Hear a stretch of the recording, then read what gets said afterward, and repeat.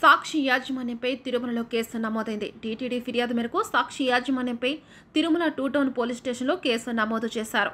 TTD ప్రతిష్టతకు భంగం కలిగించేలా సాక్షి కథనాన్ని ప్రచురించిందని టీటీడీ ఫిర్యాదు చేసింది. శ్రీవారి వార్షిక బ్రహ్మోత్సవాల్లో భాగంగా తిరుమలకు వచ్చిన సీఎం చంద్రబాబు ఈ నెల 5న టీటీడీ అధికారులతో నిర్వహించిన సమీక్షకు సంబంధించి సాక్షి పత్రికలో అసత్య కథనాన్ని ప్రచురించిందని ఆలయ డిప్యూటీ ఈవో లోకనాథన్ పోలీస్ స్టేషన్లో ఫిర్యాదు చేశారు. ఈ ఫిర్యాదు ఆధారంగా సాక్షి యాజమాన్యంపై బీఎస్ఎస్ సెక్షన్లు 353, 356, 196 A1 కింద ఎఫ్ఐఆర్ నమోదైంది.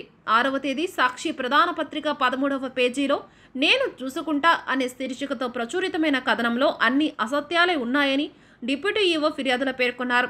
తిరుమల లడ్డు కోసం వినియోగించిన నెయ్యిలో మన స్టాండ్ ఏంటో మీకు తెలుసు కదా. సిబిఐ ఆధ్వర్యంలో ఏర్పడ్డ ఎసిడ్ బృంద విచారణకు వస్తే అంతా ఒకటే మాట మీద చెప్పాలి. ఆ మేరకు అందరికీ ట్రైనింగ్ ఇవ్వండి అని చంద్రబాబు సమీక్షకు హాజరైన అధికారులకు చెప్పినట్లుగా ప్రచురించారని ఆయన పేర్కొన్నారు. సాక్షి యాజమాన్యం ఉద్దేశపూర్వకంగానే అసత్యాన్ని ప్రచురించిందని, సాక్షి దినపత్రిక యాజమాన్యం నైతికంగా దానికి సంబంధించిన వ్యక్తులపై చట్టపరమైన చర్యలు తీసుకోవాలని డిప్యూటీ ఈవో ఫిర్యాదులో కోరారు.